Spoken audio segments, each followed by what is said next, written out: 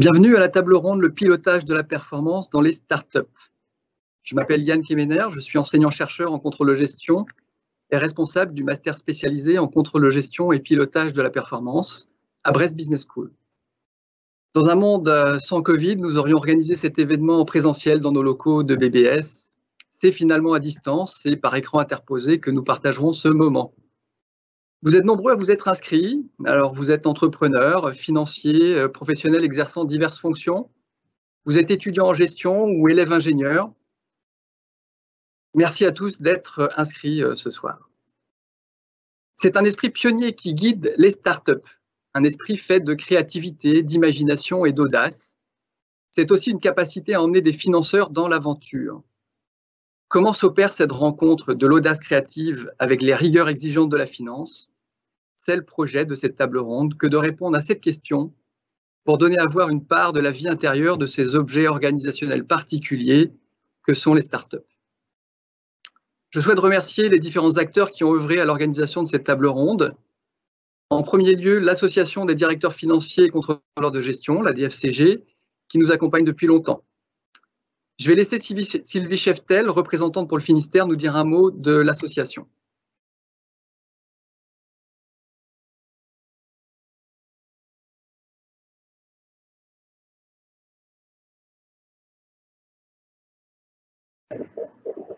Bien, donc nous avons un petit souci technique pour joindre Sylvie, donc je vais présenter l'association. Donc il s'agit d'une association nationale créée en 1964 et donc qui a une très large expérience, qui a pour objectif de favoriser les échanges et le partage de bonnes pratiques à la fois en France et à l'international. L'idée de la DFCG est de créer un réseau de proximité ancré très fortement dans les territoires. Il y a 15 groupes régionaux, 4000 événements par an, différentes commissions, groupes de travail, des publications, de la formation, et au total plus de 3000 membres en France. De nombreuses entreprises, ETI, PME et TPE, participent donc à la DFCG sur l'ensemble du territoire et nous savons gré donc à la DFCG de nous accompagner depuis bien longtemps. Je remercie également donc tous les collègues de BBS qui nous ont aidés à organiser cet événement. Donc Pauline Guével et Estelle Mal à la promotion, William Lejean à la technique, Agathe Brasseur et Pascal Régnier et d'autres qui me pardonneront de ne pas citer tout le monde. Je remercie également les 4 étudiants qui se sont impliqués dans l'organisation et qui vont animer les échanges ce soir. Nathalie Kabar, Loubna Taoussi, Kylian Mouton, Asma Jaoujan. Je remercie enfin tout particulièrement les orateurs qui sont avec nous ce soir et que je vais laisser se présenter rapidement.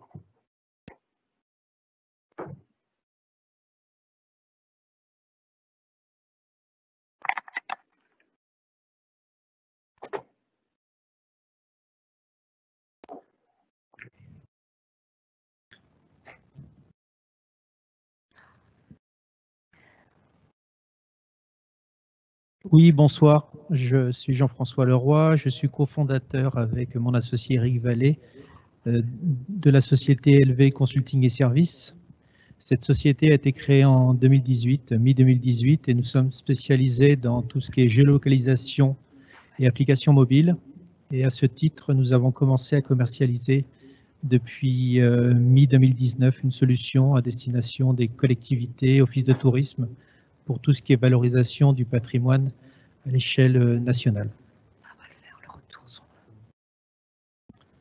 Bonjour à tous, Maxime Andro, je suis le fondateur de Winited. Winited est une start-up qui intervient dans le monde du sport, qui est née en mai 2020 et qui vise à proposer un service innovant pour partager les valeurs du sport au-delà des valeurs économiques. Bonsoir, donc, je suis Gwenaël Lelay, directeur fondateur de la société Copix. On est spécialisé dans la fourniture et le développement de services pour suivre les élevages et les parcelles de production végétale en agriculture. Donc, nous sommes basés à Lannion, dans les Côtes-d'Armor.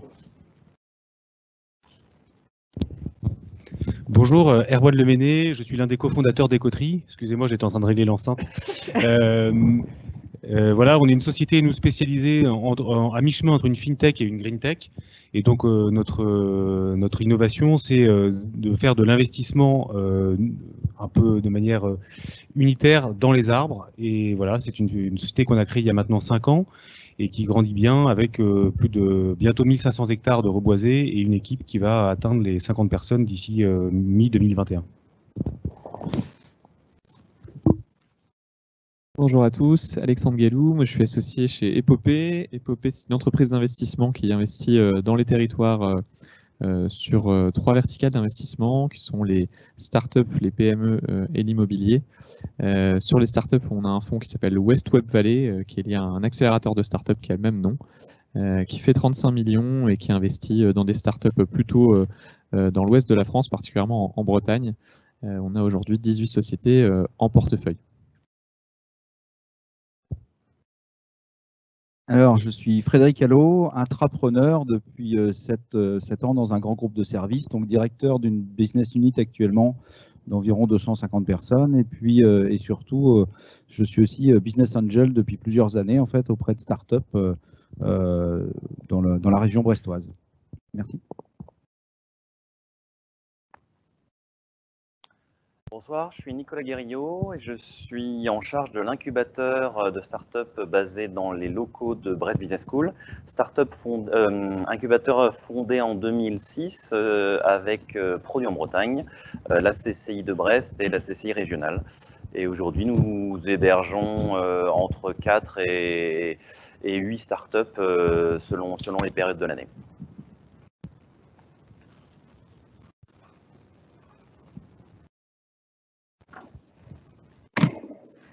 Bien, merci beaucoup. La table ronde est organisée en 4 chapitres. Le public, les auditeurs pourront poser des questions à l'issue de chaque chapitre par l'intermédiaire du chat. Quelques questions pourront être sélectionnées. Pour l'heure, je passe la parole à Nathalie pour l'ouverture de la table ronde. Bonne soirée à tous.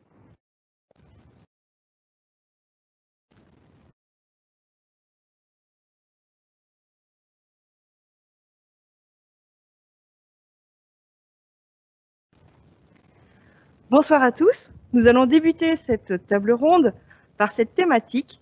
Qu'est-ce qu'une start-up performante? Alors tout d'abord, comment pouvons-nous définir les caractéristiques d'une start-up? De nombreuses définitions existent. Nous avons choisi de retenir celle de Steve Blank, qu'en tant que contrôleur de gestion, nous trouvons intéressante, qui dit ceci. Une start-up est une organisation temporaire à la recherche d'un business model industrialisable, rentable et permettant la croissance. Tout d'abord, pour bien comprendre les différentes étapes clés que rencontre une start-up dans son développement, je vous propose normalement sur le PowerPoint un petit résumé. Alors tout d'abord, dans un premier temps, la start-up commence par une idée, un concept, qu'elle va tenter de développer, suite à quoi viennent des phases de création, d'amorçage, de scaling, c'est-à-dire la traction, puis d'expansion. À chaque étape correspond un mode de financement. Évidemment, au commencement, ce sont plutôt les fondateurs, leurs proches, qui apportent leurs fonds propres. Ensuite, à l'amorçage, on va retrouver les business angels, dont nous avons un représentant ici ce soir. Et ensuite, lors des levées de fonds de série A ou B, on va retrouver des fonds d'investissement. Voilà. Donc ça, c'est de façon à ce que chacun comprenne bien un petit peu les différentes étapes de développement. Donc je vous propose de revenir à notre thématique. Qu'est-ce qu'une start-up performante? Pour nous aider à y répondre, nous avons des questions à destination des dirigeants de start-up, d'autres à destination en fait, des financeurs. Mais bien évidemment, chacun est libre d'intervenir librement à l'une ou l'autre question. Pour nos spectateurs, je rappelle qu'à la fin de chaque chapitre, nous répondrons aux questions du public. Je vous encourage donc dès maintenant à rédiger vos questions sur le chat. Alors, première question à destination des start-upers.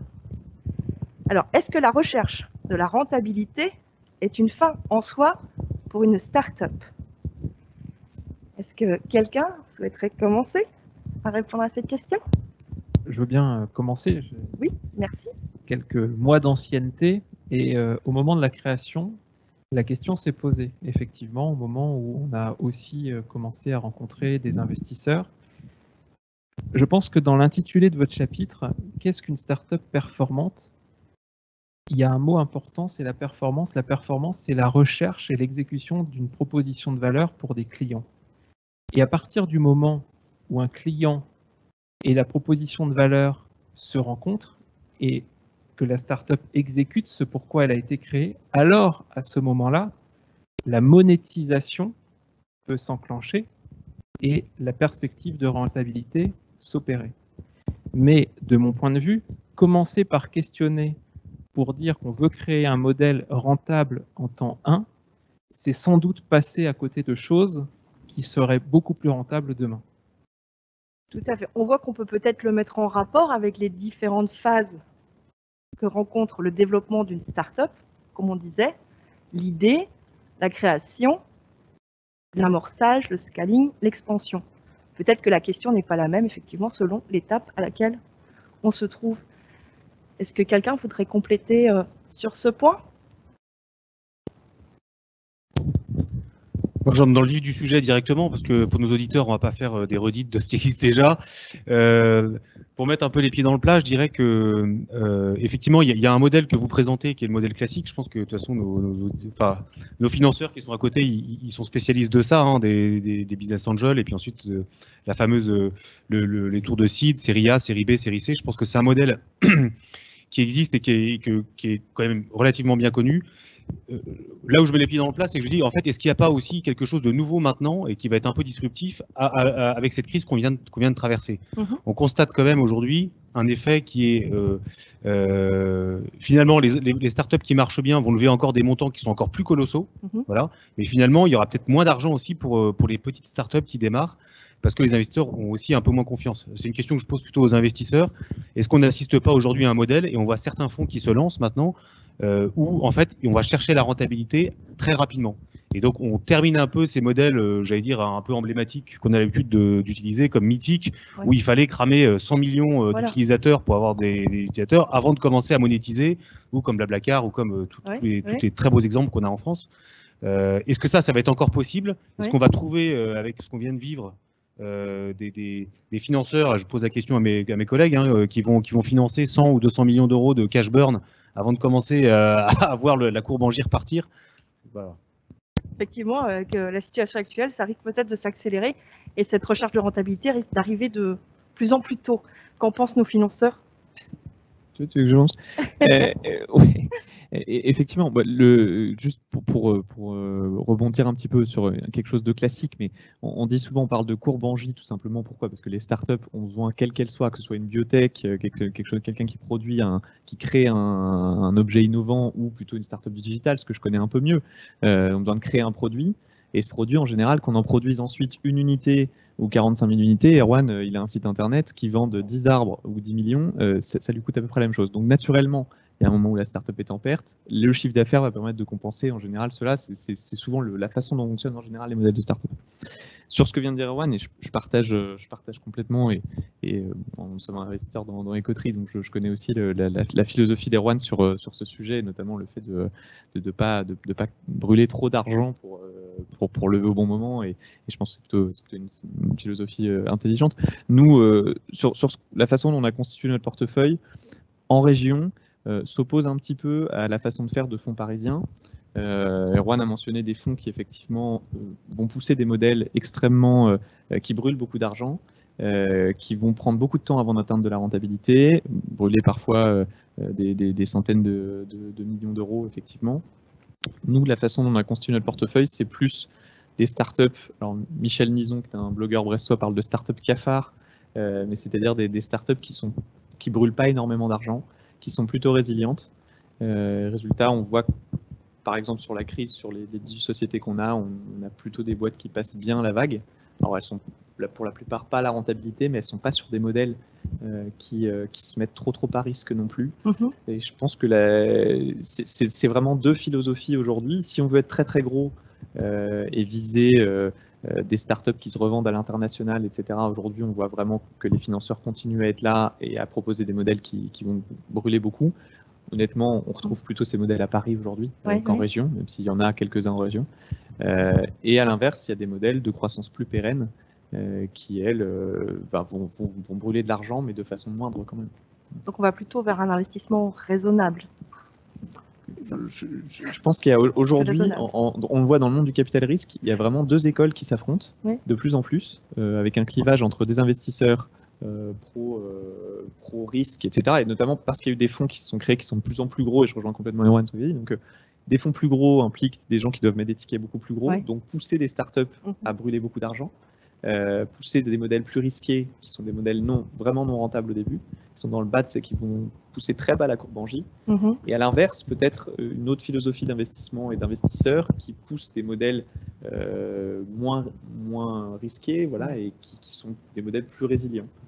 Je ne pense pas qu'il y ait une bonne ou une mauvaise école là-dessus, en tout cas aujourd'hui. Je sais pas ce que tu en penses.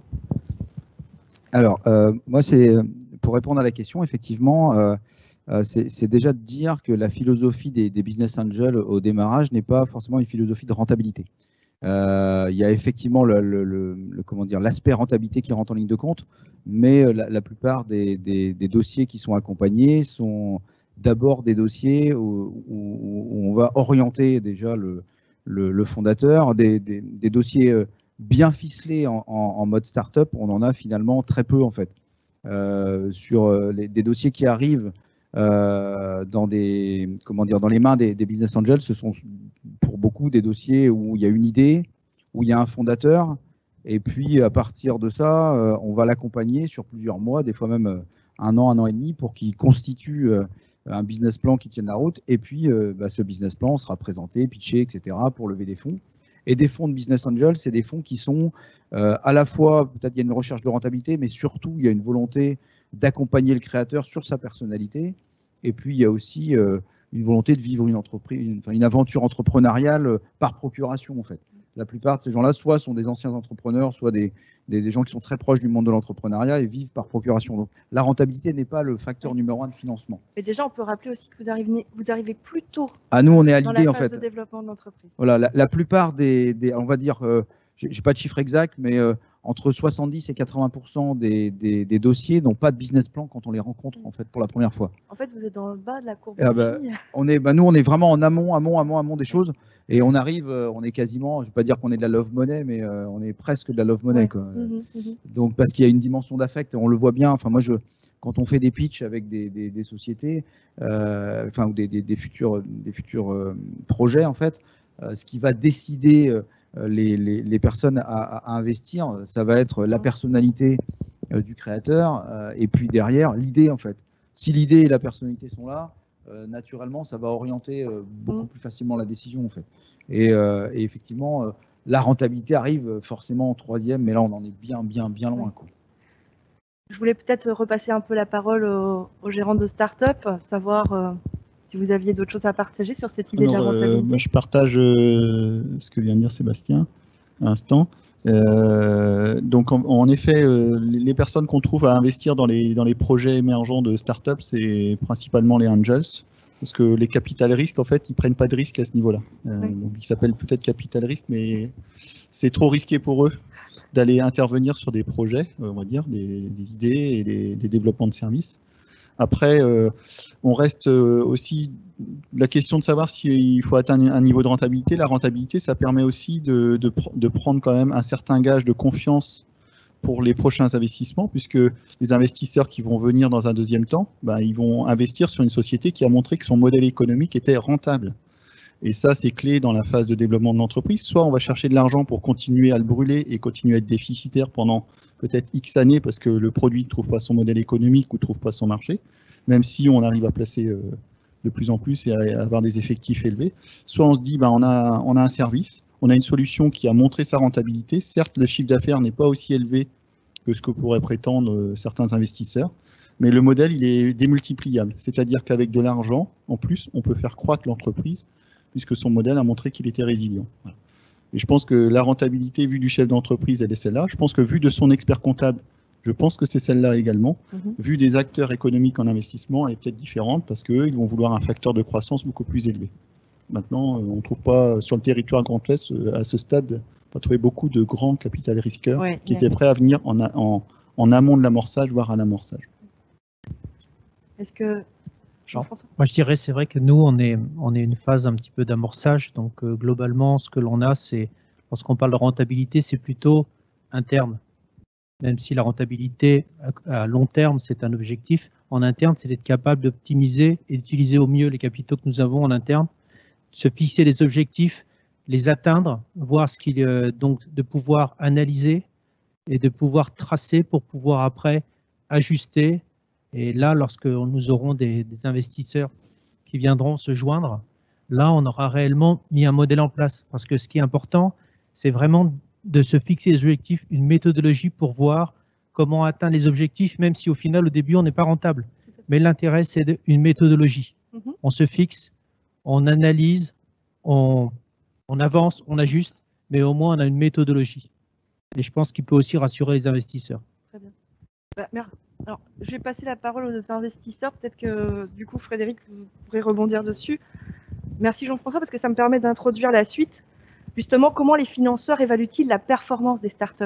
C'est quelque part, ça se rejoint entre la recherche de la méthodologie et peut-être la recherche de la performance. C'est deux mondes qui se répondent peut-être? Oui, je vais juste rebondir sur ce que disait Jean-François. Effectivement, au tout démarrage d'une entreprise, en fait, on ne peut pas juger de rentabilité, on ne peut pas juger l'attraction non plus sur le chiffre d'affaires. Ce qui va être intéressant d'observer, c'est la feuille de route, en fait.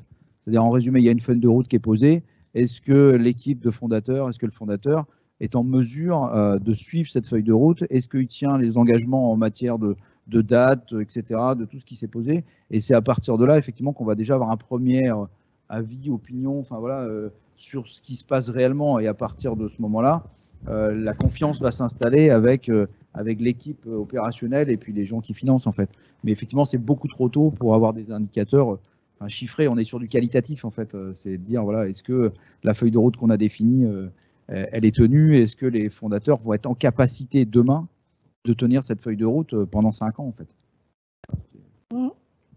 C'est relié, je pense, à la façon dont vous évaluez la performance, en fait, si je peux me permettre, cette étape-là du développement. Allez-y. Oui, juste une petite remarque là aussi, mais je pense qu'en fait, pour nos auditeurs, je pense qu'il y a 3 psychologies complètement différentes. C'est-à-dire le business angel, c'est un coup de foudre sur une idée.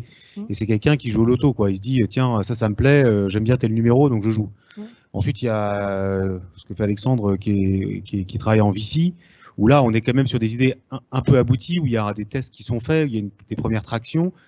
Et d'ailleurs, c'est à ce moment-là, j'ai l'impression, enfin je ne veux pas parler à ta place, mais qu'on joue beaucoup quand même sur l'équipe, sur la capacité de l'équipe, etc. Et puis qu'on fait aussi un peu du pari, mais c'est quand même un peu plus étayé. Et quand vous passez l'étape d'après, qui est le private equity, là vous avez des tableaux Excel. Hein. Les gars, ils disent, voilà, vous avez tant de magasins, ça génère tant de chiffre d'affaires. Si on met tant dans la machine, ça va générer tant derrière. Et on a des gens qui sont beaucoup plus analytiques. Voilà.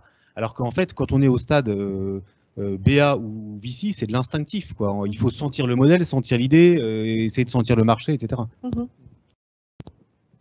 Ouais, alors, je vais pas rebondir sur ce qui a été dit, parce qu'on partage à peu près, nous on investit surtout sur du early stage, donc plutôt des jeunes boîtes, donc on partage à peu près les mêmes grilles d'investissement, enfin pas grilles d'ailleurs, mais les mêmes critères d'investissement, l'équipe, avoir un marché qui soit profond, etc. Donc c'est pas l'objet de ce soir, donc je vais pas revenir forcément sur pourquoi on investit.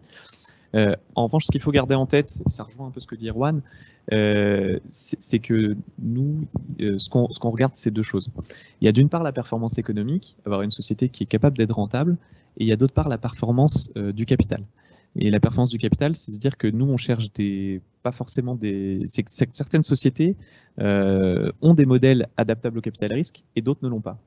On peut créer de très belles PME on peut créer de très belles entreprises. C'est d'ailleurs le cas de la plupart des belles réussites économiques bretonnes, par exemple.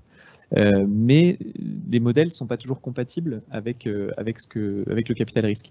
Pourquoi? Parce que nous, ce qu'on recherche, c'est investir dans des sociétés pour les revendre dans quelques années. Donc il faut, dans notre grille de lecture, on a aussi l'attente du marché et la capacité du marché à valoriser cela. Le modèle un peu classique qui est recherché aujourd'hui, c'est le modèle en SaaS, des modèles par abonnement, etc. Pourquoi ils sont intéressants? C'est que globalement, aujourd'hui, le marché va les valoriser très fortement et 1 euro de chiffre d'affaires généré par abonnement va être très fortement valorisé dans le prix de la boîte.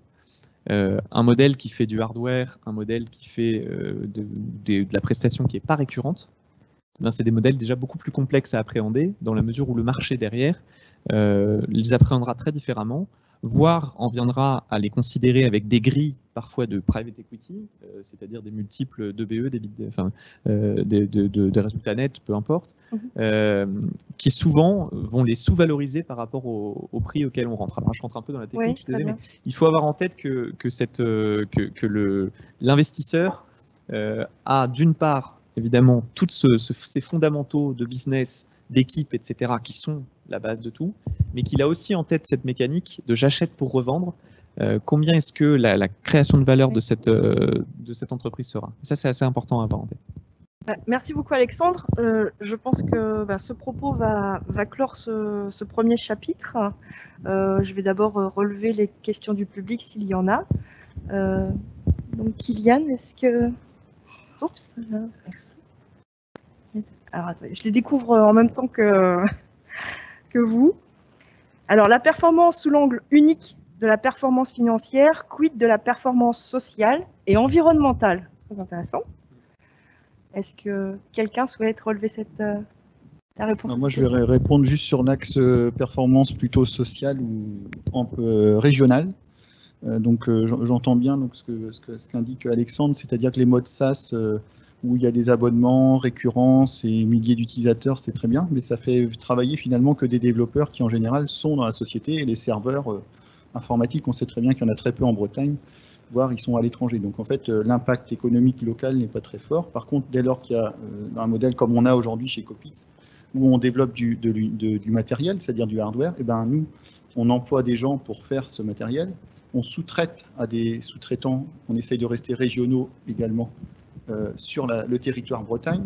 Donc on va générer à la fois de la valeur économique au sens de l'entreprise elle-même, mais on va aussi créer de l'emploi plus local et sous-traiter certains équipements en local. Donc si on projetait la valeur d'une entreprise à ce titre-là, je pense que ça pourrait être intéressant de regarder les investissements qui sont faits et qu'est-ce qu'ils déclenchent comme économie parallèle ou économie associée sur le territoire. Également, nous, on travaille dans le domaine de l'agriculture, donc c'est un fort impact aussi sur le territoire, parce que c'est l'agriculture quand même une des premières ressources de la région. Il faut avoir ça en tête. Donc peut-être 1 euro investi chez Copix, on va dire, c'est peut-être plusieurs euros sur le territoire. Oui. Voilà, ça c'est ma grille de lecture. C'est intéressant parce que ça fait d'une pierre deux coups, effectivement, ça fait le lien avec ce qu'on s'est dit précédemment, et en même temps ça répond à cette question entre la performance sociale et environnementale. Je me permets de rebondir, mais c'est vrai que c'est extrêmement important. Nous, c'est aussi pour ça qu'on a créé un fonds régional. Aujourd'hui, les entreprises dans lesquelles on investit, ça représente à peu près 450 emplois. Donc c'est vrai que c'est un indicateur qu'on suit trimestriellement et qui est plutôt gratifiant, il faut l'avouer. Moi, je trouve ça plus gratifiant potentiellement que même que la performance financière, même si elle est nécessaire et un gage de pérennité. Donc c'est important, et au-delà du fait que les équipes de gestion sont de plus en plus soucieuses de ces dimensions sociales et environnementales, les investisseurs et c'est-à-dire les gens qui investissent dans les fonds aujourd'hui le sont également de plus en plus. C'est une tendance extrêmement forte, et Erwan peut en parler particulièrement de ces dernières années. Je vais enchaîner sur peut-être la deuxième question. Pour un jeune créateur, il est difficile au regard de son business model de se situer. Suis-je une entreprise ou une start-up, avec la difficulté de savoir vers qui se tourner pour du financement? Alors, est-ce que ça vous inspire? En fait, il se questionne de savoir s'il doit se définir comme une entreprise ou comme une start-up. Je pense qu'au-delà des mots, ce qui est important, c'est l'idée. Et une start-up est une entreprise. Une entreprise qui a une existence, qui a une identité, c'est une personne morale. Après, ça fait chic de dire que c'est une start-up, mais fondamentalement, en France, ça s'appelle une entreprise. Donc ça, je pense que c'est important. Ensuite, en ce qui concerne le financement, de mon point de vue, il y a d'abord questionner qu'est-ce qu'on veut faire, comment on veut le faire, avec qui on veut le faire. Et à partir de ce moment-là, on commence à en parler. On commence à se dire que ce qui va compter, ce n'est pas tant le fait de garder une idée pour soi, mais de s'assurer qu'on puisse la faire rapidement. Et de fil en aiguille, on va être orienté, aiguillé. En Bretagne, on a la chance d'avoir un terreau très fertile de personnes qui ont leur bureau ouvert pour nous aider, pour nous orienter. On en a autour de cette table ronde un certain nombre de représentants. Il ne faut surtout pas hésiter. Je crois que quand on est entrepreneur, c'est ça, c'est à remuer ciel et terre pour avoir voix au chapitre, se faire entendre et surtout écouter. Parce qu'on peut avoir une bonne idée, mais il faut savoir écouter pour aussi à un moment donné s'assurer que l'idée soit vraiment bonne et qu'on puisse la mettre en œuvre. Ouais, merci beaucoup Maxime, je trouve que c'est une belle réponse pour cette personne qui se questionne sur son statut. La dernière, dans le domaine du service, quelles sont les offres qui, selon vous, peuvent caractériser une start-up? Alors, dans le domaine des services, quelles sont les offres qui, selon vous, peuvent caractériser une start-up? Je pense que ça peut rejoindre ce qu'on disait tout à l'heure, les notions d'abonnement. Et c'est vrai que souvent, lorsqu'on lance une entreprise, on est dans une phase de start-up, entre guillemets, on est dans une phase d'abonnement, le fait d'acquérir des abonnés et de progresser, on est dans une phase qui décolle lentement. C'est cette période-là souvent qui est un peu compliquée, qui peut durer des années, sur lequel il faut y croire, il faut avoir du support financier pour pouvoir continuer. Et pour avoir du support financier, il faut que l'idée soit bonne. Voilà. Et je pense que souvent on parle de SaaS, on parle de modèle SaaS, de modèle abonnement, c'est souvent lié à un mode de start-up, enfin, à mon sens. Merci Jean-François. Frédéric, vous vouliez ajouter quelque chose? Je vais juste rebondir sur ce qu'a dit Maxime et puis Jean-François là. Juste pour dire qu'effectivement, avant d'être start-upper ou chef d'entreprise, on est d'abord entrepreneur. Et en fait, le mot qui va bien, c'est entrepreneur. Après, derrière, effectivement, je rebondis aussi en disant il y a toutes les entreprises ne sont pas amenées à avoir le même modèle, le fameux modèle dont parlait tout à l'heure Erwan et Alexandre avec le seed, la série et la première levée, la série A, la série B, etc. Il y a des entreprises, enfin moi j'ai un exemple en ce moment. Le business model, en fait, il n'y avait pas besoin de faire lever de fonds, en fait. Hein. Le garçon, il m'a dit je veux monter ma boîte, comment ça se passe pour faire une levée de fonds? Je lui ai demandé, présente-moi la façon quel est le business model. Et en fait, je lui dis, tant que tu n'as pas validé ton business model, tu peux fonctionner pendant au moins 1 an ou 2 en mode entreprise avec du chiffre d'affaires, des charges, et ton BFR est négatif, donc en avant la chanson, quoi. Et à partir de là, effectivement, on verra dans 1 an ou 2, quand tu auras validé tout ton modèle, là, tu pourras faire une levée de fonds pour accélérer ton développement. Mais effectivement, tous les modèles ne sont pas identiques. Donc, par contre, on est entrepreneur. Chacun, effectivement, peut découvrir vers quel horizon aller. Écoutez, on va conclure ici ce premier chapitre. Je vais laisser la parole à Kylian, qui va introduire le chapitre numéro 2. Merci.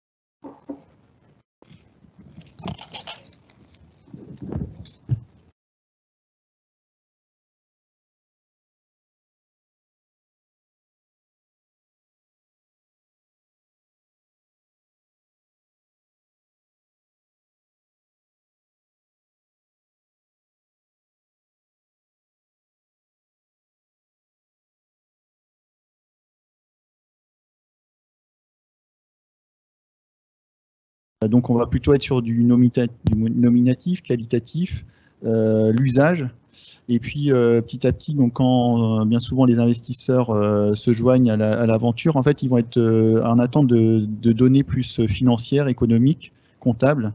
Et là, en fait, il va falloir installer au sein de l'entreprise un outil qui va réellement permettre de tracer ces données-là. C'est ce qui s'appelle un CRM. Donc, il y en a plusieurs aujourd'hui sur le marché à différents coûts d'accès mensuels. Mais en fait, il est clé de pouvoir structurer rapidement les données dans un outil de ce type-là, même si on n'a pas de commercial ou d'interface développement commercial, parce que c'est ce qui va permettre de comprendre les trajectoires, de comprendre l'avancée des dossiers et de pouvoir justement forger ce qui s'appelle des KPI ou des indicateurs, mais sur plusieurs axes financiers, commerciaux et puis développement des produits. Voilà.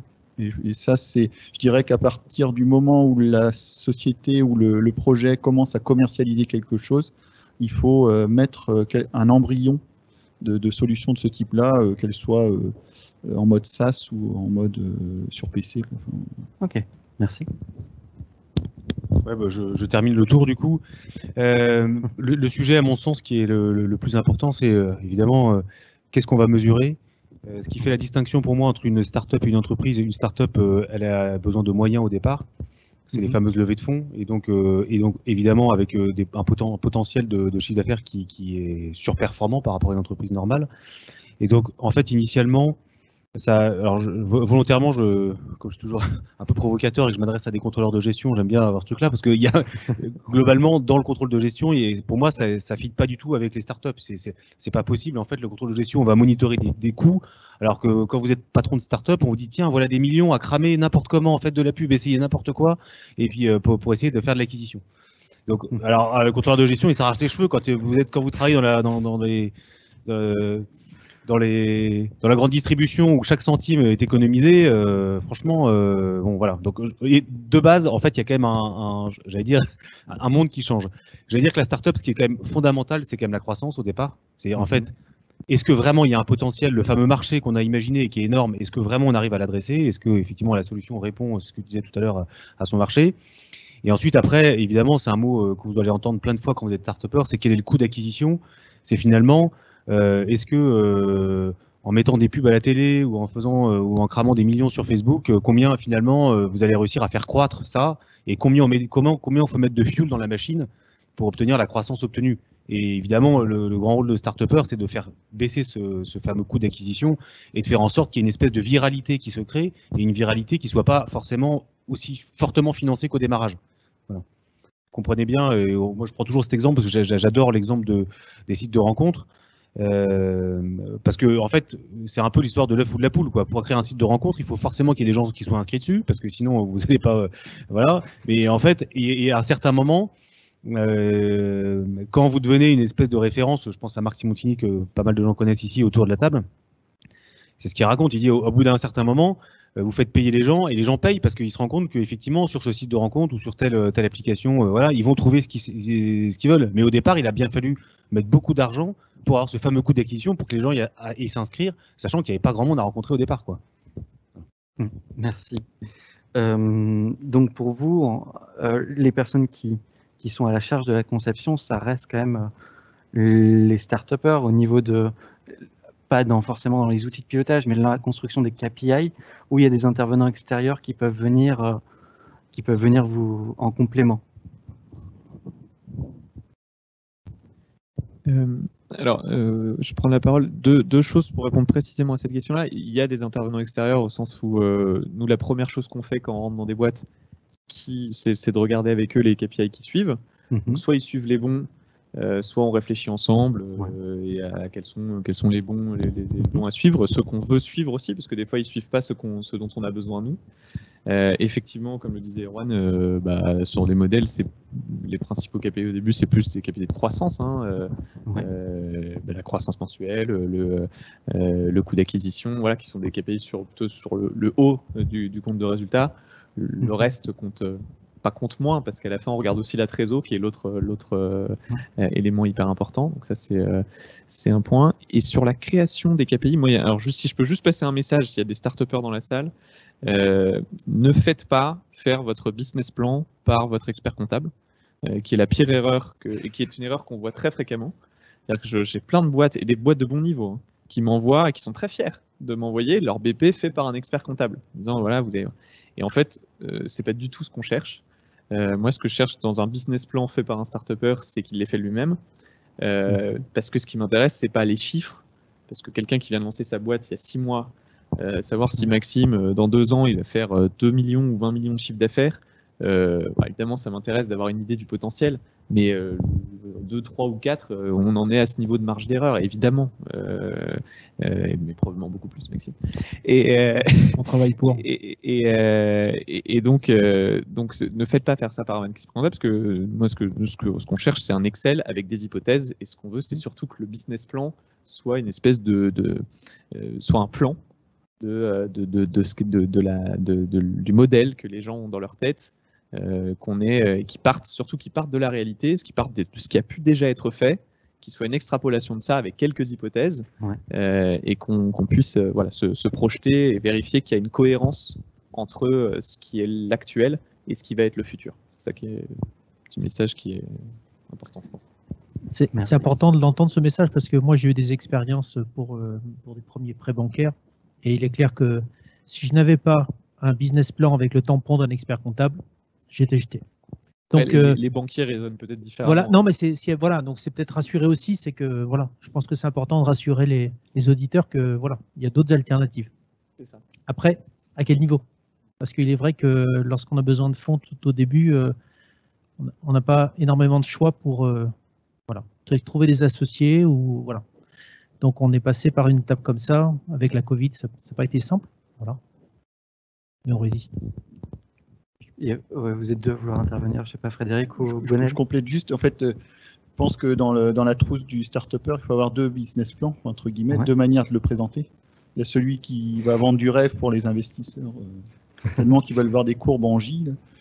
Mais la plupart du temps, on a plutôt affaire à du concret avec le banquier, l'expert comptable et puis aussi la région, par exemple, pour des aides régionales, parce que c'est souvent aussi la région qui accompagne les porteurs de projets.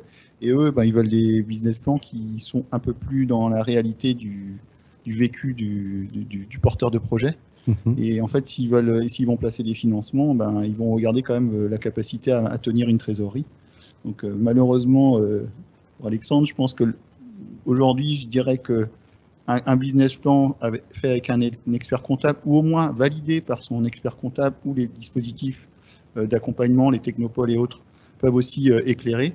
Ça va quand même être bien perçu dans la relation qu'on a avec le banquier ou avec la région pour des dispositifs d'accompagnement. Parce qu'il faut bien savoir qu'au début, c'est que ces personnes-là qui vont vous accompagner, qui vont vous fournir de la trésorerie pour pouvoir lancer votre projet. Après, bien sûr, on aura les angels, voire les fonds d'investissement. Mais les 2 premières années, je pense qu'il n'y a pas beaucoup de porteurs de projets qui ont eu tout de suite de l'investissement de fonds qui leur demandent la courbe en J. On a quelques-uns sous la main. Je suis preneur, je veux bien la recette magique. Non, si je rebondis, nous on ne réclame pas une courbe en J, il n'y a pas de modèle qu'on réclame particulièrement. Heureusement, on a des start-upers qui font des business plans et qui les tiennent. Il y en a un, Erwan, y arrive assez brillamment. Donc non, c'est sûr. Non, ce que je voulais dire c'est pas que les experts comptables sont pas bons, hein, faut pas dire ça. C'est pas du tout ça. C'est plus que l'important dans cet exercice du business plan.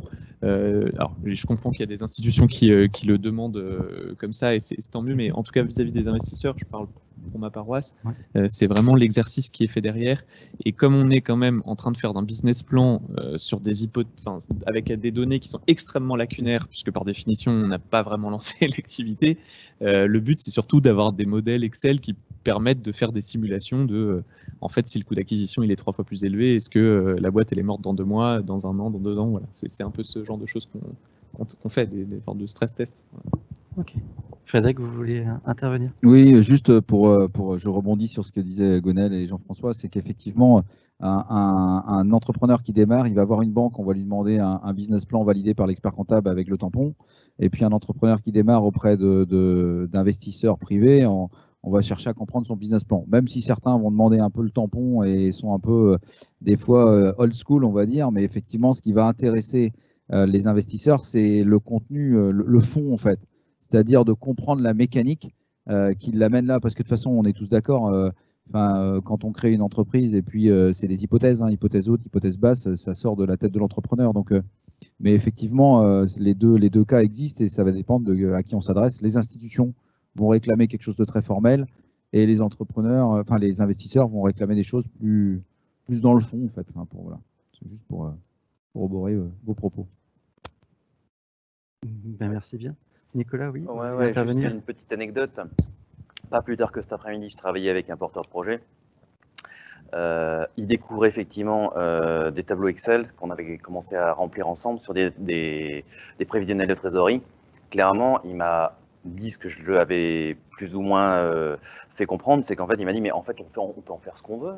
Selon à qui je vais le présenter, effectivement, je ne vais pas du tout le présenter de la même façon. Évidemment.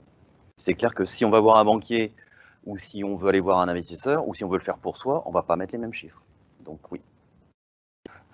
Et vous, justement, le regard d'accompagneur hein, sur ces startups-là, vous leur conseillez quoi de plus ce qui a été dit ou dans l'ensemble, c'est ce qui est ressorti? Tout ce que j'ai entendu, on l'a vécu à différents niveaux avec des startups. Nous, c'est vrai qu'à l'incubateur, on est quand même sur des startups ou des porteurs de projets qui sont très en amont, presque encore plus en amont que pour Frédéric. Moi, j'ai des gens qui viennent me voir avec juste une idée. Donc, c'est sûr que là, il va falloir travailler déjà sur la viabilité du projet. Donc, oui, à minima, leur faire comprendre qu'il faut une performance financière à la fin. S'ils ne peuvent même pas se payer à l'horizon de 2-3 ans, ce n'est pas la peine de se lancer. Maintenant, au-delà de ça, oui, on a évoqué plein d'autres façons de gérer la performance, de la suivre, et tout ça, je le vois dans les différents cas qu'on peut accompagner. Je bousculais un peu les choses, mais c'est vrai que oui, il y a un moment donné, quand on est vraiment à l'étape d'idéation, je connais des fonds qui demandent même pas de BP, parce que c'est tellement hypothétique. En fait, c'est tellement hypothétique qu'en fait, ce qu'on dit, c'est bon, écoute, je te donne 2000 euros, enfin, je te donne 10 000 euros ou 100 000 euros parce que ton idée, ton concept me plaît, tu es un gars intelligent, vous êtes une équipe sympa, je vais voir si ça fonctionne. Alors, effectivement, bon, dans votre rôle, vous, à BBS, c'est votre rôle aussi d'apprendre parce que l'étape d'après, une fois que ça fonctionne et que le produit ou le service a fonctionné, c'est effectivement d'après d'élaborer des modèles de croissance et donc de savoir manipuler des chiffres, etc. Mais c'est vrai qu'en fait, vraiment au tout départ, on est vraiment sur le gars dans son garage qui construit son robot et qui se dit que ça va marcher, quoi. Donc on attend déjà avant que le truc fonctionne, avant même de s'imaginer un prix de vente, parce que par définition, tant qu'il n'est pas construit et que si personne ne veut l'acheter, on ne va pas connaître le prix de vente et encore moins le potentiel de croissance. Ben, merci bien. Je pense qu'on va conclure sur ces quelques mots. Est-ce qu'on a des questions des internautes sur le chat? Alors, nous avons 3 questions. Donc, suite aux différents financements accordés aux startups, avez-vous des indicateurs fiables de suivi de leur performance dans le temps? Si oui, comment procédez-vous? Et quels sont quelle est selon vous la moyenne des projets réussis? Cette question est assez complexe, surtout sur la fin, la moyenne. Déjà suite aux différents financements accordés. Avez-vous des indicateurs de la... Je sais pas, je peux peut-être demander aux financeurs, Frédéric ou... Sur les indicateurs qu'on suit, comme je disais tout à l'heure, hein, on va, une fois le financement fait, on va créer des indicateurs avec la startup en fonction de ses spécificités. Donc la question est assez généraliste là-dessus. On va effectivement créer les indicateurs qui vont bien. Après, quels sont-ils? Ça dépend vraiment du modèle. Okay. Et après, sur les taux de start-up qui réussissent, alors là, ça va vraiment dépendre de la base qu'on prend. Si on prend une base partant de tous les projets qu'on peut rencontrer dans tous les incubateurs jusqu'aux sociétés qui vont vivre des sorties, on va dire, des valorisations un peu fortes, on va dire de plusieurs millions par exemple. Alors là, on est sur des taux de déperdition qui sont très forts. Après, suivant à quel stade vous vous adressez, si vous avez des stades des fonds plus late stage, ils ont des, plus vous avancez dans les stades de financement, forcément, plus il y a de succès. Et après, ça dépend à quel à quel degré on met le succès, quoi. Il n'y a pas vraiment de réponse malheureusement à cette question, mais toutes les stats par contre sur les taux de réussite, de vie, etc. des startups sont, je ne les ai pas toutes en tête, mais il y a toute une littérature sur le sujet.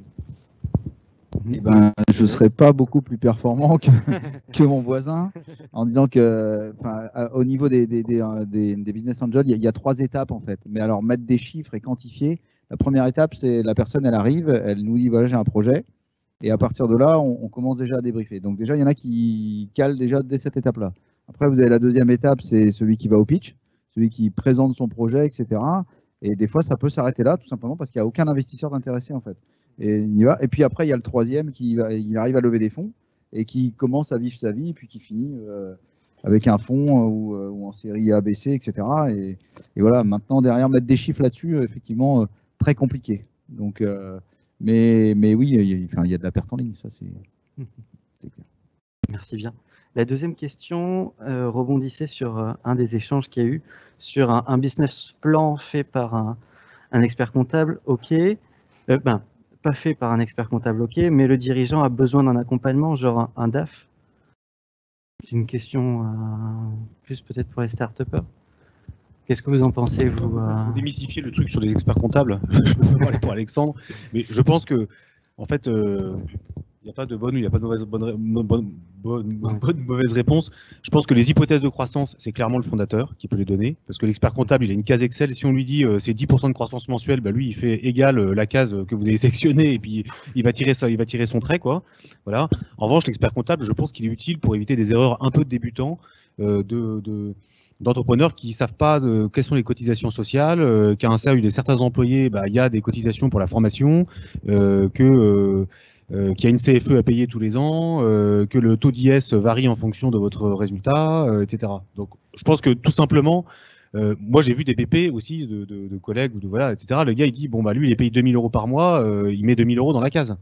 Bon, l'expert comptable il a qu'à dire non en fait quand la personne touche 2000 € brut, en fait tu vas payer 4000. Et puis en plus de ça il y aura ça et ça, et puis il y a des multiples aussi qui sont liés des réflexes tout simples. Hein, bah voilà, plus il y a de personnes, plus il y a de loyer aussi. Voilà, enfin bon, voilà. Donc je pense que l'expert, il vient juste avec son œil aiguisé du fonctionnement de l'entreprise, et notamment sur les aspects sociaux et fiscaux, et alors que l'entrepreneur va plus être sur les hypothèses de croissance, de coûts d'acquisition, de structuration de ses actions. C'est très facile de compléter la partie revenus. C'est un peu plus dur, surtout quand on est breton et qu'on a quelques oursins dans les poches, de travailler sur la partie charge. Donc c'est là où à un moment donné, effectivement, l'expert comptable peut être une force de rappel intéressant pour nous aider à objectiver les choses, parce que quand on est les yeux rivés sur son PowerPoint et ensuite sur son Excel, puis on revient au PowerPoint, à un moment donné, on a besoin de prendre du recul. Et soit on a des associés pour nous aider à le faire, ou on a aussi des gens qui sont là pour ça et qui sont là pour nous poser des questions. Et en nous posant des questions, finalement, les réponses qu'on apporte servent aussi à approfondir le modèle d'affaires et donc le business plan. Merci Frédéric. Ouais. Et je compléterai juste ce que dit Maxime, effectivement. En fait, la meilleure réponse qu'on puisse faire, c'est aussi que les gens se forment un petit peu à la gestion pour être capables de faire le fond de leur business plan. C'est-à-dire qu'en fait, il ne faut surtout pas déléguer son business plan à un expert comptable ou à un partenaire ou à un investisseur ou à quelqu'un d'autre. En fait, il ne faut pas transférer la responsabilité. En fait. Par contre, effectivement, ils sont là en support, ils sont là en appui, ils sont là en experts comptables, effectivement, pour apporter énormément de précision, énormément de valeur ajoutée. Enfin, sur les taux de charge, on parlait, enfin, sur la TVA, etc., sur l'aspect législatif. Enfin, voilà, il y a énormément de valeur ajoutée. Par contre, il ne faut pas se déresponsabiliser du business plan. C'est pas de dire, voilà, j'ai vu un expert comptable, c'est bon, il a géré le truc, je suis plus responsable. Non, c'est en fait, peut-être qu'il faut un minimum de formation pour être en capacité au moins à avoir la grande mécanique en fait, enfin les grands points mécaniques en fait. Je partage complètement ce que vient de dire Frédéric. Je ne voudrais pas me brouiller avec l'ordre des experts comptables surtout. On est effectivement, mon propos était circonscrit au fait de faire le business plan et justement de pas s'en dédouaner. Voilà, effectivement, c'est ça qui est important. Et pour revenir à ta question précisément sur le DAF, la fonction de DAF, souvent c'est plutôt en premier temps une fonction de RAF, parce que quelqu'un qui est, disons, une stature de DAF, ça vient plutôt dans un second temps quand la boîte commence à avoir plusieurs dizaines de salariés.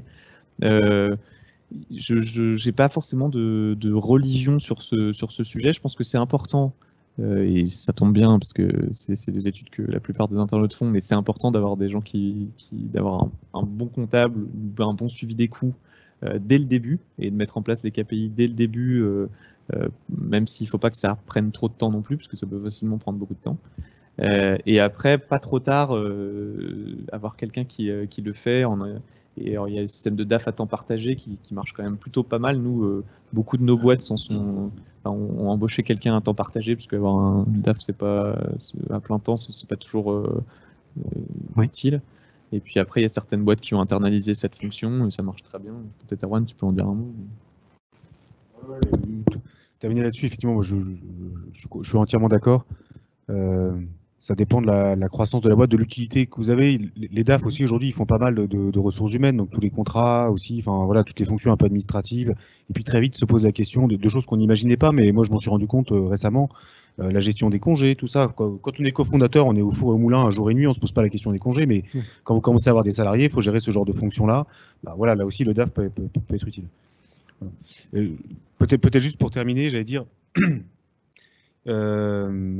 sur ces fonctions de pilotage, les KPI, moi j'ai une vision peut-être un peu old school là-dessus, parce que c'est vrai que on a tendance en fait à se dire c'est extrêmement important, il y a beaucoup de KPI, mais en fait au départ quand vous êtes très peu, en fait, il faut que votre idée elle fonctionne, quoi. C'est-à-dire que quand vous construisez un outil ou un service, il faut déjà que le truc il fonctionne bien. Et c'est vrai qu'en fait, le KPI au tout départ, bon, évidemment, c'est important. Je sais que les fonds aiment bien parce que ça rassure, mais ce qu'il faut, c'est, je rejoins un peu ce que tu as dit tout à l'heure, c'est le côté qualitatif, quoi. Est-ce que mon produit, mon service, il plaît? Est-ce que je suis bien noté, etc. Après, les KPI, on peut mettre ce qu'on veut. En fait, de passer de 0 à 1, vous avez déjà fait 100%. Enfin, non, plutôt de passer de 1 à 10, vous avez fait déjà une croissance de dingue, sauf que bon, ensuite on se rend compte que c'est pas la même chose. Hein. Pour vous dire, au début c'est très facile de faire 100% de croissance, et puis en fait, plus on est gros, moins c'est facile. Ouais. Donc voilà, c'est là où les KPI viennent vraiment prendre le relais. Au départ, mesurer c'est bien, mais en fait au tout départ, faut déjà sortir un truc qui plaît, quoi, clairement. Ben, merci bien. Je vais conclure sur ces belles paroles et laisser le chapitre 3 à Asma.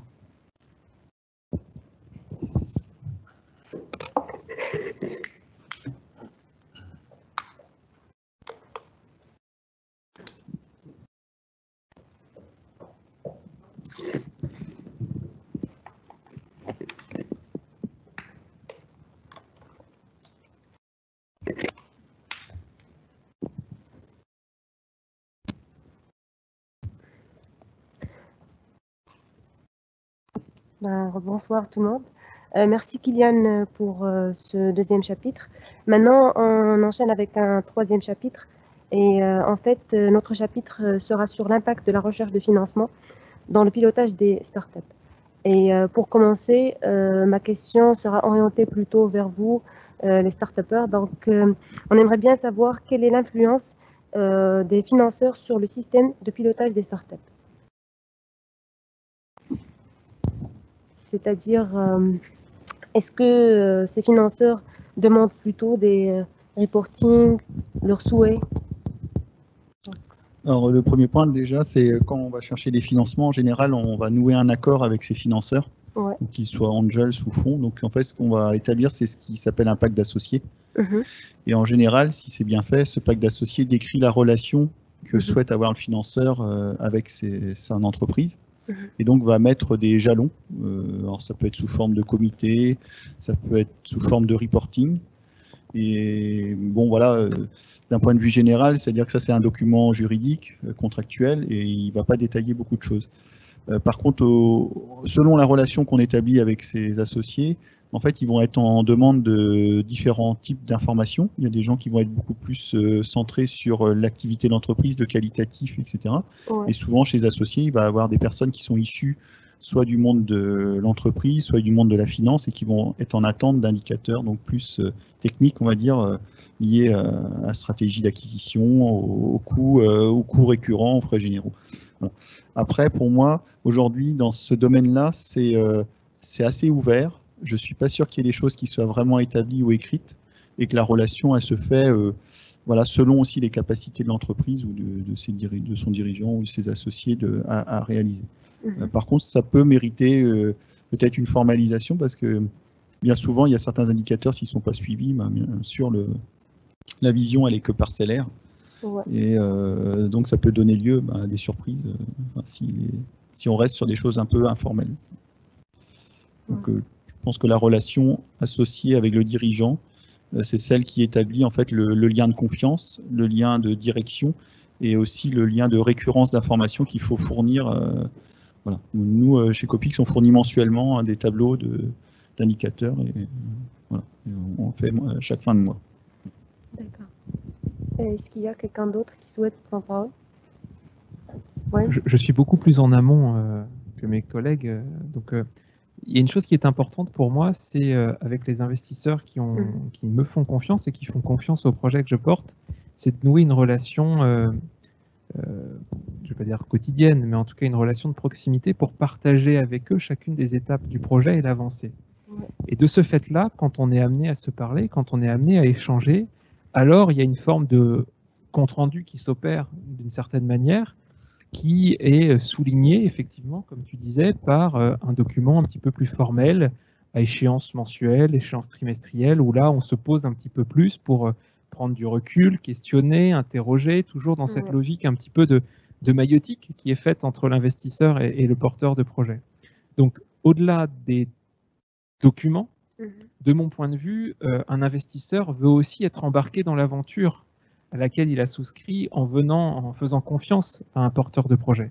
Donc il y a deux dimensions pour moi. Il y a la dimension d'échange un peu au fil de l'eau, où là, l'information circule, et il y a ces temps forts qui jalonnent le rythme annuel d'une société, où comme dans tout environnement, on rend compte aux gens qui nous font confiance. D'accord, merci beaucoup. Sinon, maintenant, on passe à notre deuxième question. Et celle-ci est plutôt dirigée pour vous, non-financeurs. Donc, à votre avis, est-ce que les outils de pilotage sont déterminants dans la décision de financer une start-up? Ouais, je vais démarrer. Effectivement, à notre stade à nous, il n'y a pas d'outil de pilotage en fait. L'outil de pilotage, c'est ce que vient de dire Maxime, clairement, c'est la confiance qu'on établit et la relation qu'on établit sur les différentes étapes en fait. Et c'est vrai que sur les gens que je représente, ils sont pour beaucoup, ils le vivent aussi par procuration. Donc avoir un retour ou un feedback régulier en fait permet de renforcer ce lien de confiance en fait. Enfin, voilà, on tisse de la confiance. Hein, petit à petit ça se renforce et voilà, c'est le principal outil de pilotage, le niveau de confiance. Ouais. Au stade où on investit, c'est pas qu'il n'y a pas d'outils de pilotage, c'est qu'il y a peu d'outils de pilotage ou des outils de pilotage de qualité variable. Ouais. Effectivement, nous aussi, le niveau de confiance est un point fort. Après, sur ce qui fait on investit sur une confiance aussi, la confiance sur l'entrepreneur, bien sûr. Mais la confiance aussi sur les chiffres qu'on nous donne, même s'il y en a pas beaucoup, au moins que l'indicateur qu'on ait il soit fiable, avec des données de bonne qualité, et puis qu'on ait une confiance dans ce qu'on nous dit. Moi, ça m'est déjà arrivé d'avoir une société, l'équipe paraissait pas trop mal. Le produit, on comprenait pas forcément le produit parce qu'on n'était pas du tout dans la cible. Mais ce qu'on voyait, c'est que la société était censée être passée de 10 000 € de chiffre d'affaires à 60 000 € de chiffre d'affaires mensuel en l'espace de 6 mois. Ce qui était un très beau début de croissance. Et on avait ces chiffres, etc. Et donc finalement, on avait une équipe pas mal, un produit on se dit, visiblement, il y a des gens qui sont prêts à le comprendre. Et on fait des audits qui sont légers, mais on fait quand même, il y a genre 2-3 jours d'audit avant nos investissements par un cabinet d'audit spécialisé qui fait beaucoup de startups. Et finalement, on s'est rendu compte que c'était pas 60, mais c'était 18 la réalité du chiffre, et que le reste c'était de la facturation avancée, enfin qu'on nous avait un petit peu pipoté quand même, pour pas dire voilà. Et donc ça c'est un exemple que j'ai, mais qui montre que on ne demande pas un niveau de reporting très très élevé. En revanche, on demande que les chiffres qui nous soient présentés soient des chiffres justes et honnêtes. Voilà. Ouais, monsieur Erwan. Ouais, juste sur le pilotage, ce que je trouve intéressant aussi, c'est une réflexion ouverte, mais c'est qu'en fait les indicateurs qu'on va suivre vont pas forcément être les mêmes au tout début, en fonction de l'avancée. C'est-à-dire que moi, il y a des indicateurs qui sont finalement peu pertinents au démarrage, parce que typiquement, même le coût d'acquisition quand vous êtes au tout départ, le gars qui vous dit, bah, en fait, j'ai mis 10 € sur Facebook et j'ai eu tant de demandes, oui, enfin, il y a un effet peut-être voilà, d'aubaine, ce qui ne veut pas dire que si tu mets 1 million d'euros sur Facebook, tu as la règle de 3. Ouais. Et donc, en fait, finalement, on se rend compte, moi, quand on est entrepreneur, on a la chance de passer par toutes les étapes. Au début, on fait un peu n'importe quoi et on tape partout. C'est ce qu'on nous demande d'ailleurs en tant qu'entrepreneur. On fait de la presse, on va à droite, on va à gauche, on suit rien du tout. Et puis, on regarde ce qui tombe. Et puis après, petit à petit, on va reprendre chacun des canaux qu'on a utilisés. On va essayer de mesurer, on va essayer de dire, bah, la presse, si on met tant, voilà. Et puis, on va essayer après d'améliorer effectivement chacun des trucs. Et c'est là où je pense que l'indicateur devient vraiment pertinent. Mais effectivement, au tout démarrage, des gens enfin, à l'étape de là où est Frédéric, ou des business angels, suivent 20 indicateurs, ça, à mon avis, il y en a peut-être 18 de trop, quoi. Je pense qu'à ce stade-là, il faut suivre le chiffre d'affaires et la trésor, et puis voilà. Ouais. Ça marche, merci beaucoup. Ben, là, on va passer, si on a des questions de chat.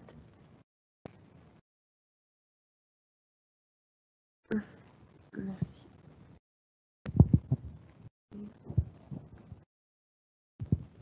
D'accord. Merci, Antoine. Ben oui, effectivement, on a une question. Ouais. La question dit que est-ce que le plus important n'est pas finalement l'histoire que l'on a racontée et la confiance établie entre les parties au-delà des chiffres avec une forte rentabilité affichée? En fait, je reprends la question. Est-ce que le plus important n'est pas finalement l'histoire que l'on a racontée et la confiance établie entre les parties, au-delà des chiffres et avec une forte rentabilité affichée? Je pense que c'est un tout. La Ouais. confiance au début, à travers les investisseurs, à travers les associés. Et puis après, la rentabilité, on verra après. Mais je pense qu'on c'est pas l'un de l'autre. Mhm. Enfin, moi, je le vois pas comme ça. Oui, monsieur Gonnet. Bah, tout d'abord, oui, en effet, je pense que c'est une histoire humaine, la relation qu'on a avec ses associés, et les associés internes. Mhm. Ça, c'est le premier point. L'équipe, qui a été citée à plusieurs reprises, une équipe qui tient au sens qui se tient dans son ensemble, c'est-à-dire qu'elle ne soit pas trop déséquilibrée, tant sur le plan commercial, technique et autres. Après, il y a la relation de confiance qu'on tisse avec les investisseurs associés. Mhm. Donc là, va falloir convaincre des personnes parce qu'elles, comme je l'ai dit, les premiers qui viennent, ce sont les angels. Mhm. Quelque part, ils mettent leur argent personnel. Hein, c'est ça qui vient accompagner le projet. Et eux, la confiance, c'est de se dire, je fais un pari sur cette personne-là, sur sa structure et son projet, pour que demain, soit je vois aussi de la création d'emplois sur le territoire, soit je développe un produit dans un segment sur lequel j'ai confiance qu'il y a un marché. Mm. Et enfin, donc sur le reste des choses, l'important, c'est de pouvoir tracer aussi un projet dans la durée.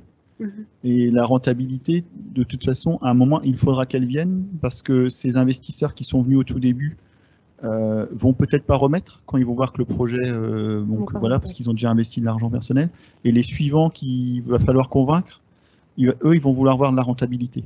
Donc en fait, au départ, c'est peut-être en effet une histoire qu'il faut bien raconter, qu'il faut projeter, mais rapidement, au bout de quelques années, de toute façon, s'il n'y a pas de rentabilité, il y aura un manque, entre guillemets, de carburant, on va dire, hein, parce que c'est ce qui va se passer. Il y aura un manque de trésorerie, et puis on le voit bien là aujourd'hui que toutes les structures qui sont fragilisées, c'est parce qu'elles ont un manque de trésorerie, donc on va leur faire des prêts, mais ces prêts-là vont faire que creuser sur la durée des problèmes de trésorerie. Et si le modèle économique n'est pas rentable, l'histoire aura une fin. Donc on pourra juste reculer peut-être cette fin en ayant des prêts, en ayant des aides et autres. Mais si le modèle ne trouve pas sa rentabilité, quoi qu'il arrive, la trajectoire, on peut utiliser tous les Excel du monde, les outils de visualisation de données. La trajectoire sera forcément qu'il y a un moment et ça s'arrêtera. Une entreprise, elle est toujours rentable sur Excel. Dans l'absolu, c'est pas très compliqué cette histoire-là. Par contre, je crois qu'il y a une dimension, donc la confiance, certes, au tout début, ce qui est le cas de la société que j'ai le plaisir de diriger, Il y a une dimension de contrat moral aussi, qui me semble hyper importante avec les parties prenantes et entre la société, ses prospects et ses clients, d'une part, mais entre la société et les gens qui lui font confiance, et parmi lesquels les premiers investisseurs. Il ne faut pas oublier qu'au tout départ, il y a des gens qui, sans avoir vu ne serait-ce qu'un produit sur la base de quelques documents, PowerPoint, quelques feuilles de papier, et a fortiori en visio dans le contexte dans lequel on est aujourd'hui, se disent « Ok, j'ai compris, j'ai pas compris seulement ce qui est écrit, mais j'ai compris où est-ce que le dirigeant, où est-ce que l'équipe qui est devant moi veut aller. » Et quand on a la chance de recevoir ce témoignage-là, il y a une forme de contrat qui emporte tous les autres. On peut signer tous les papiers du monde avec une portée juridique, mais il y a, je pense, ce contrat moral, cette confiance mutuelle qu'on se porte, qui va bien au-delà et qui fait que quand on est entrepreneur, on est redevable aussi vis-à-vis de ces personnes-là. Donc là, j'ai pas trouvé de KPI pour le matérialiser. C'est plus ce lien invisible qu'on tisse avec des gens qui, au tout départ, nous disent « Ok, on va avec toi. » Ouais, effectivement. Ben, écoutez, là, je pense qu'on est arrivé à la fin de ce chapitre. Je laisse désormais le micro à Loubna. Merci pour votre échange.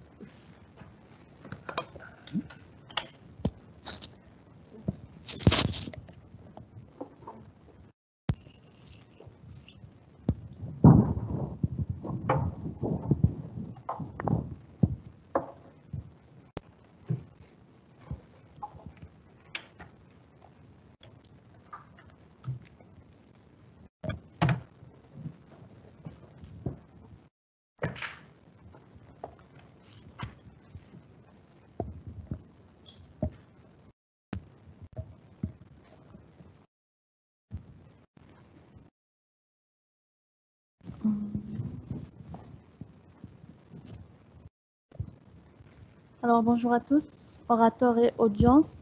Et merci Asma pour le 3e chapitre. On est arrivé au 4e chapitre, qui est le dernier chapitre d'aujourd'hui, mais qui ne manque pas d'importance par rapport au précédent chapitre. Et du coup, dans ce chapitre, on va essayer de résumer et d'englober quelques points qui sont pertinents et importants qu'il faut retenir du sujet d'aujourd'hui. Et en fait, et qui seront aussi utiles pour l'audience, que ce soit des étudiants ou bien des investisseurs ou bien des start-upers même. Et du coup, si c'était à refaire, en fait, c'est ça la question du chapitre, c'est-à-dire, par exemple, pour vous les start-upers, est-ce qu'il y a des choses, des aspects que vous feriez différemment en matière du pilotage de la performance de vos startups dès la création de celle-ci? L'un de mes mentors qui aujourd'hui vogue vers de nouvelles aventures au sein d'une belle entreprise de gestion disait et dit, je pense que ce qui compte, c'est être capable de passer de l'idée à l'exécution. Donc à un moment donné, il faut être capable de lâcher son pitch deck, son slide deck, appelez ça comme vous voulez, pour se dire on y va. On ne va pas faire tout bien, et si vous en connaissez, je serais très heureux de l'inviter à déjeuner. Par contre, il faut y aller. Et donc, pour répondre à la question, est-ce que si c'était à refaire, je referais? La réponse est oui. Bien sûr, je referais sans doute des erreurs différentes, peut-être les mêmes, peu importe. Mais quel kiff, si vous me permettez cette expression, de passer justement dans cette phase active et concrète, d'être un porteur de projet et de pouvoir être appelé entrepreneur. Parfait. Je réagis à ce que dit Maxime. Évidemment, il vit un peu la même histoire que ce que j'ai vécu.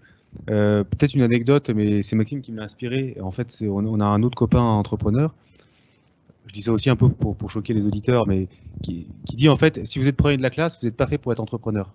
Parce qu'en fait, précisément dans le domaine de start-up, on est sur de la disruption. La disruption, ça veut forcément dire que on va gratter des gens, on va gêner des gens. Hop, le truc a planté. Les auditeurs nous entendent toujours. À force de dire des. Voilà, exactement. Et voilà.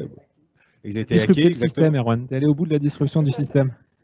Non, et je sais même pas si ça fonctionne toujours, mais bon, en tout cas, même pour nous, du coup, voilà, entre nous, il y a comment dirais-je, je pense que pour être entrepreneur, il faut être dans cette fameuse zone grise, comme disait effectivement la personne à laquelle faisait allusion Maxime. Et cette zone grise, ça veut dire qu'on va effectivement trouver un positionnement de marché qui est complètement nouveau, qui n'a jamais été trouvé, qui est tout à fait original. Et donc, je pense qu'un entrepreneur, la première chose qu'il va faire, c'est pas forcément du pilotage. Voilà. Il y a une différence pour moi fondamentale entre un très bon gestionnaire. Donc vous prenez un patron, un bon gestionnaire qui prend une entreprise qui est déjà existante et qui va mettre les bons capteurs aux bons endroits, qui va optimiser les trucs, qui va vous améliorer la marge, qui va améliorer tout un tas de sujets. Ça, on parle d'un gestionnaire. Et donc là, on est plus effectivement dans la mesure du pilotage. Et puis vous avez l'entrepreneur. Mais l'entrepreneur, son job, c'est vraiment de créer. Et donc, c'est d'être aussi, à un moment donné, d'aller sur des domaines qui sont à la limite de l'interdit, je ne dis pas complètement interdit, mais qui sont vraiment, qui sont un peu connexes. Et donc, effectivement, sa priorité n'est pas de mettre un truc carré en disant ça, c'est mon prêt, et je mets mes indicateurs là. Parce que ce qu'on lui demande, c'est d'aller justement, comme on dit, c'est vraiment au dehors de la boîte, quoi. Je pense que c'est un peu comme lorsqu'on en rénove une maison, on en découvre tous les jours. Et on s'adapte, parce que c'est vrai que entrepreneur, on passe par différentes étapes. C'est pour ça que des fois, il faut se fixer des objectifs atteignables pour positiver un peu. Mais c'est vrai que c'est une aventure qui est enrichissante humainement, mais qui, voilà, il faut savoir des fois accepter les échecs pour repartir d'autant plus. Je partage assez ce qui a été exposé. En fait, je pense qu'il faut savoir être dans la capacité à prendre des risques. Parce qu'en fait, celui qui prend le plus de risques au départ, c'est bien sûr c'est l'entrepreneur. Hein, c'est lui qui va signer à la banque, c'est lui qui engage son nom, sa personne, voire éventuellement des biens. Donc le projet, c'est lui qui le porte. Les risques, il faut savoir les mesurer. C'est-à-dire que dans l'aventure de start-up, il y a des fois, il faut peut-être essayer de relever la tête et écouter. Là, je ne sais plus qui a parlé tout à l'heure d'écouter. Moi, je veux remercier les dispositifs d'accompagnement qui existent sur le territoire région Bretagne ou région de Lannion, parce qu'il y a des personnes qui voient passer donc plusieurs porteurs de projets qui sont capables de vous aiguiller et aussi de vous donner des conseils qui servent. Alors, refaire les choses, c'est sûr, en regardant toujours dans ce qui a été fait, en regardant comment on l'a fait, on peut, avec la maturité qu'on a gagnée, bien sûr, on aurait fait les choses autrement, pour certaines, mais en tout état de cause, il faut voir aussi que l'idée d'un projet, moi je regardais, le projet qu'on établit aujourd'hui, je l'ai présenté en 2015 sur des slides, donc avant de l'industrialiser, ça a mis 5 ans. Voilà, c'est logique, on est parti de rien. Mais on peut toujours se dire on aurait fait mieux parce qu'aujourd'hui on a établi quelque chose. Mais quand on n'a pas les éléments entre les mains à cette époque-là, on va être guidé par soit la maturité du marché, soit les interlocuteurs qu'on a. Le point, je pense, où je passerai moins de temps, c'est d'aller discuter avec des investisseurs qui, on le sait très bien, quand ils vous rencontrent, vous savez, maintenant je le sais, ne seraient jamais venus. Voilà. Donc je pense qu'on peut gagner du temps parce que c'est des moments où on passe énormément de temps à expliquer le projet, essayer de convaincre, tout en sachant qu'en face, finalement, même quand ils vous ont vu rentrer, ils savent vous dire qu'ils n'auraient pas mis à ce stade de développement de l'entreprise de l'argent dedans. Donc en fait, finalement, le temps d'un entrepreneur, je pense qu'il faut qu'il passe du temps sur son produit, sur la découverte de son marché. Et quand en fait son produit ou son marché commence à se structurer, là, on peut aller voir des gens pour investir et aller voir les bonnes personnes. Merci pour vos interventions. Est-ce qu'il y a quelqu'un d'autre qui voudrait ajouter des idées? Juste une remarque par rapport à ça. Je me pose la question par rapport aux investisseurs, en fait. Sur ta dernière réflexion, en fait, finalement, qui est le client? Finalement, parce que je me mets dans le sens inverse, en fait. Finalement, l'investisseur, le jour où tu as le choix, tu vois, le jour où ta solution elle fonctionne, en fait, c'est toi qui vas choisir ton investisseur. Et je pense que c'est ça la vraie richesse. Et c'est un jeu, on joue au chat à la souris constamment. Je veux dire, et en fait, on vient pitcher des faux business plans. J'exagère, mais comme on vient de dire tout à l'heure, quand vous disiez tout à l'heure, on peut modifier les chiffres avec une super traction à un investisseur qui va, dès le départ, c'est très bien que c'est un peu exagéré. Et en même temps, je peux vous assurer que quand il y a un beau dossier et qu'il y a plusieurs investisseurs, là, c'est la relation inversée, quoi. Je veux dire, là, à ce moment-là, les investisseurs, je dirais pas qu'ils se mettent à plat ventre, mais enfin ils sont capables de faire des très belles propositions à la société parce qu'ils savent que les gars sont sérieux, etc. Donc j'allais dire que finalement il faut être peut-être le meilleur moment, c'est le moment où ces deux moments se rejoignent et où finalement les deux sont suffisamment mûrs. Voilà, il faut savoir s'ouvrir aux investisseurs et puis en même temps il faut que les investisseurs sachent déceler dans la qualité des projets qui leur sont proposés à n'importe quel stade, hein, que ce soit au niveau business angel ou un peu plus tard. La pertinence de ça. Parce que sinon, à un moment donné,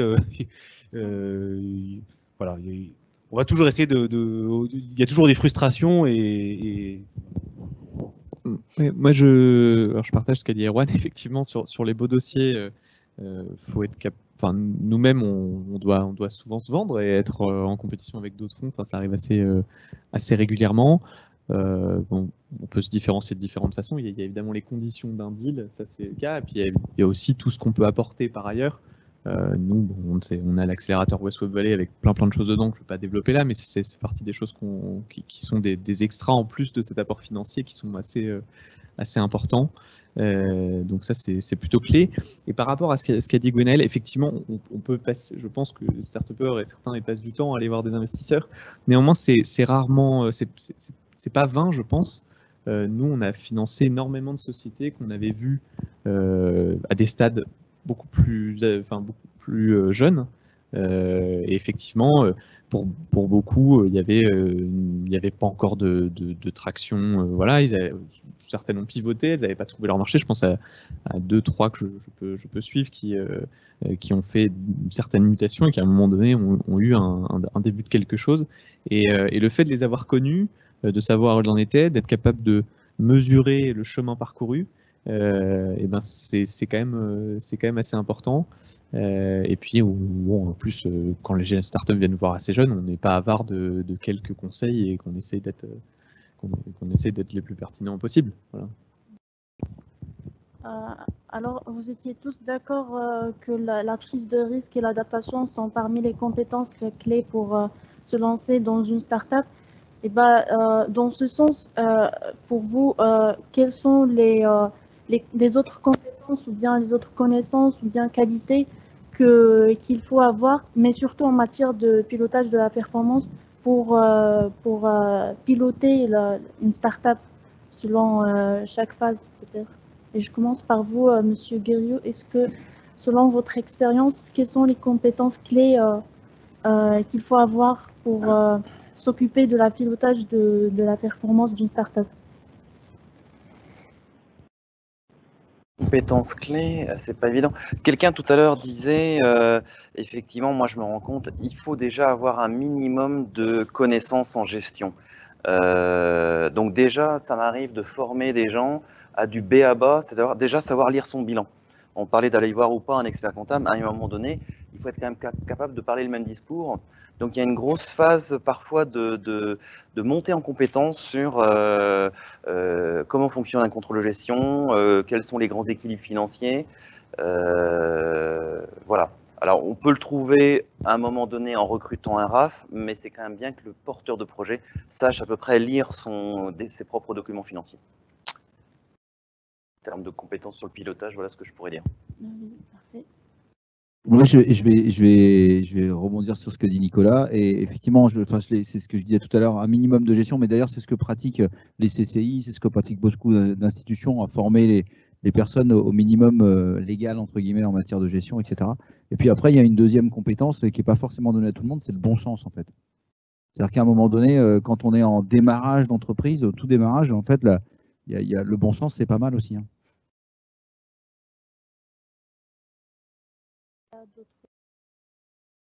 Je rajouterais quelque chose. On a le droit de ne pas savoir, on a le devoir d'apprendre quand on ne sait pas, et il faut aussi écouter.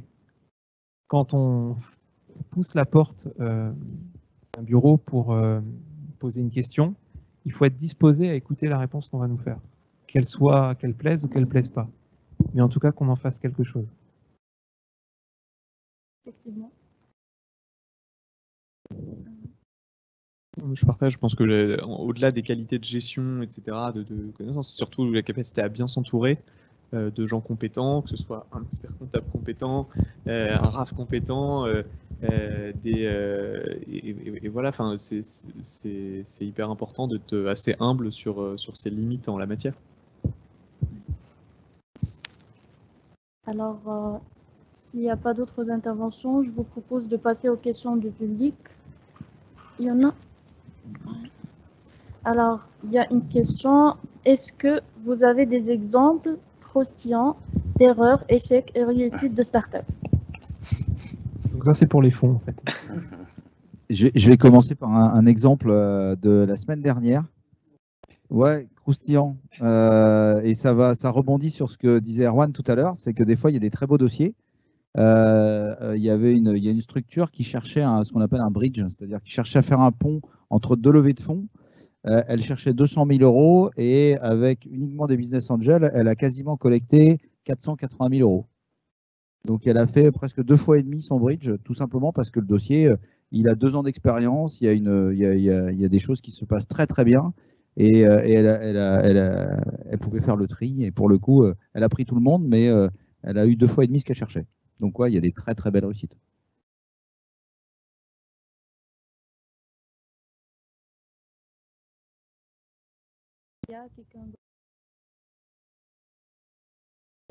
Je pense que l'exemple peut-être, moi j'ai vu 2-3 exemples, l'exemple réel et peut-être parmi les plus communs, c'est en fait relativement simple, et là pour le coup vous allez être content, c'est lié au pilotage, c'est la dépendance économique par rapport à certains acteurs, c'est-à-dire qu'il y a une boîte qui se crée, qui se dit en fait j'ai trouvé un super produit, un super service, j'ai un client, ce client est grossi, en fait, et puis finalement on se rend compte que ça fait 50% du chiffre d'affaires de l'entreprise. Et puis à un moment donné, le Covid arrive et puis ce client il est fermé pendant 3 mois. Voilà. Et donc où le secteur est fermé, ou même où malheureusement il se fait, enfin voilà, le contrat s'arrête ou n'est pas renouvelé. Et là on a une entreprise qui a des dépenses qui est liée à un chiffre d'affaires de référence qui était celui du mois précédent et puis qui se retrouve le mois suivant avec un chiffre d'affaires qui est divisé par 2. Donc on a ça c'est, moi j'ai vu plusieurs exemples de boîtes qui se sont plantées en 1 mois. Et en 1 mois, vous n'avez pas le temps de réagir et de virer, réorganiser la société. Quand vous avez 50 personnes, et que vous avez la moitié du chiffre d'affaires qui est là. Voilà. Donc ça c'est des exemples, enfin un des exemples je pense assez courants et assez communs de mesurer sa dépendance en se disant si je perds un gros client, c'est pas grave, j'ai moyen de rebondir, ou je suis capable d'avoir la trésor suffisante pour pallier, en retrouver un nouveau, ou j'ai un pipe commercial qui est suffisamment fourni pour y pallier rapidement. Merci. Est-ce qu'il y aurait des expériences à partager, d'autres échecs, erreurs? Peut-être le dernier pour, excuse-moi, Alexandre, t'en donnes un autre, mais je pense que c'est faire très attention dans les solutions SaaS, enfin, puisqu'on parle de start-up et qu'on parle beaucoup de modèles SaaS avec abonnement, effectivement, le bad buzz, ça, il y a des tas d'exemples, et un vrai facteur d'attention, puisqu'il y a un phénomène hémorragique qui se crée lorsqu'il y a une mise à jour qui est pas bien passée, ou qu'il y a j'en sais rien, un problème. En fait, c'est ces communautés qui se développent très vite et qui ont une viralité, il faut ne jamais oublier qu'elles l'ont aussi dans le sens inverse. C'est-à-dire que s'il y a un truc qui se passe mal, ou une prise de position, j'en sais rien, de quelqu'un de la société, ou je sais pas quoi, on a vu des exemples, enfin typiquement, je cite rien, mais sur Michel et Augustin, voilà, les mecs qui avaient fait une blague en se déguisant au jour de l'an, en fait, voilà, la viralité dans le sens inverse, elle va aussi extrêmement vite. Et donc, du coup, faut faire très attention dans ces modèles d'acquisition rapide qui peuvent se dégrader très rapidement à cause de bad buzz ou d'erreurs qui ont un risque systémique fort. Bon, après, des erreurs de start-up, malheureusement, je peux en citer des dizaines. Une erreur, je peux en donner une par exemple, qu'on voit très communément, c'est des gens qui créent leur entreprise avec 1 ou 2 associés, qui vont être le porteur de projet et qui des fois ont donné des parts énormes en fait à des gens qui sont totalement absents de la société, ou qui vont donner 3 conseils au début et qui en fait sont plus là après.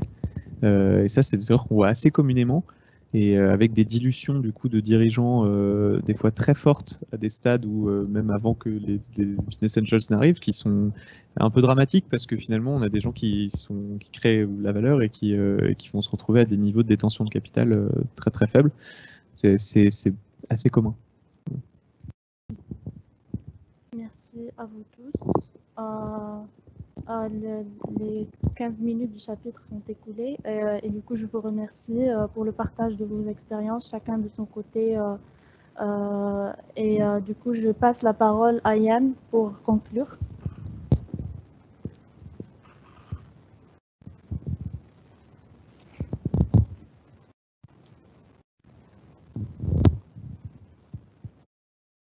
Bien, un grand merci donc à l'ensemble des participants.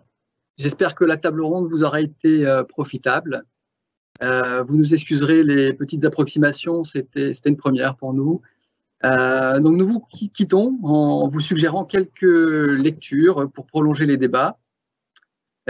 Et nous vous souhaitons une bonne soirée à tous.